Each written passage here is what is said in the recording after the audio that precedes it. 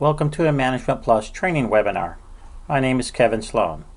I'm a certified electronic health record specialist and certified ophthalmic technician. Management Plus is an industry leader in EHR, and we want to provide you with the documentation tools and the skills to use these tools proficiently. Today's training webinar is titled Record Status. Let's get started.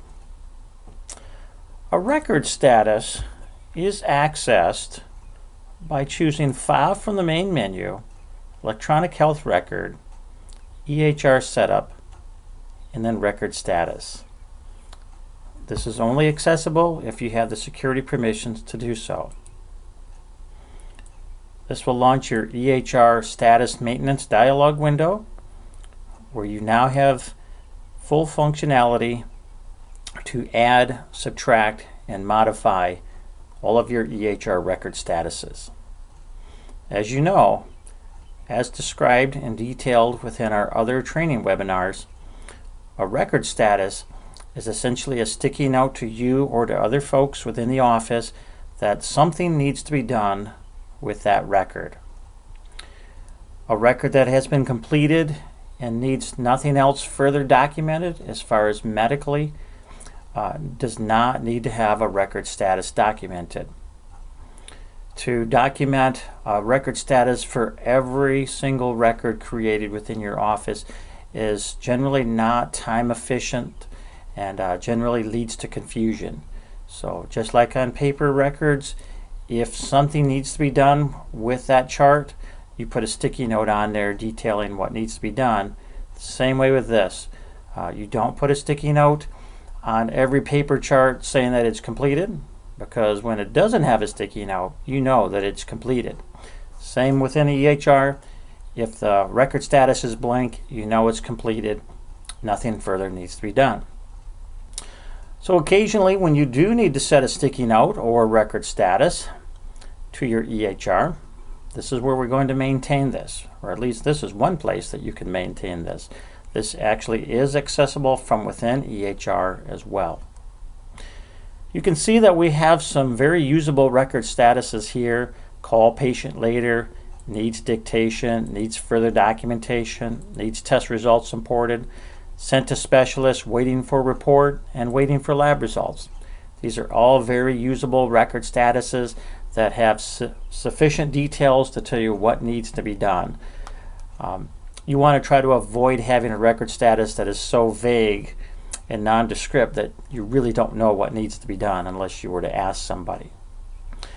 It is recommended that your total list of record statuses are at least 20 or less.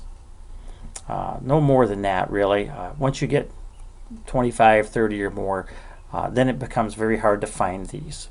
So keep them to the minimal amount as possible so you don't have a huge list to look through. So then sometimes you have to decide, well, is it this one or that one, or so close. It doesn't have to be so specific that you could have 2 or 3 versions of one item. So this is just a basic sticky note that tells you something needs to be done. So if I wanted to add a new one, click Add, and then we'll just put on here something new about patient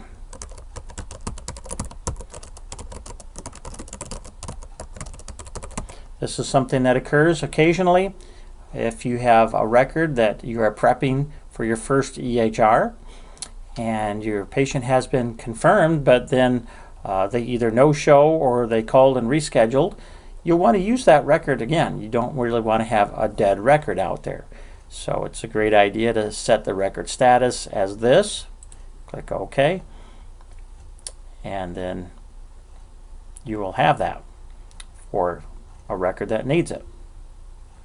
If you need to edit that, just click this, choose Edit, and then naturally you can modify this in any way that you need to. Bear in mind, if a record has a status that is saved within your entire database, if you modify this, it's going to modify all of the records that have that same status throughout your entire database to the new modification. So Currently this says needs further documentation, and if you added to the end of this within special tests so that it would be a little more detailed, all of the records that had this current status would be updated within your entire database to the new one where it says needs further documentation within special tests. Not a problem as long as you fully understand that and you're okay with that change. Not a problem. I'm just going to click cancel so it does not change that. Clicking on one of these, pressing delete, it will ask you if you want to delete that status. If you don't have any records that have that status currently and you click yes, it'll just disappear. Oftentimes if a record does have a status already assigned and you try to delete it, it will come up with a warning message telling you that you can't do that. So I'll just click no. So this is where you will modify, edit, delete, and add new statuses within this. Makes it very easy. Let's go into our favorite test and demo patient, Mr. Carl Aaron, create a brand new ophthalmology record, and I'll show you where these record statuses are accessible within EHR.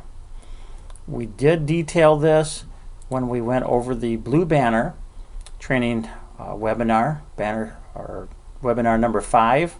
We did talk about the record status. We're going to go into this in detail. As you can see, when I hit the drop down arrow, these are the record statuses that I have. Here's the new one that I just created. It's kind of cut off only because the lookup list is not that long, but that's okay. Even if it's cut off, that's perfectly fine. It will still be displayed elsewhere. Let's just delete that. If you were within EHR and you wanted to access your record statuses, click the flashlight. Now we are in the same EHR status selection dialog window as we were from the front side of ManagementPlus. So you have 2 access points to get into your record statuses, and you can perform all of the same functions from either location. And you could select it from right here. So let's just choose this, do OK, and just put a note on here, patient no showed, something like that. Save and exit via Control Q. Now these will come in handy on your physician sign-off work list. As you can see, I have a status of blank within my sign-off work list right now. I'm going to clear that out by clicking the red X, and we'll mouse over the status column header. The filter appears. Now I'm going to find my record, and there it is by one click. So if you had within a week's time 4 or 5 patients that you had prepped their records, confirmed their appointments, but they did not show up or they rescheduled, you can find all of those right from here.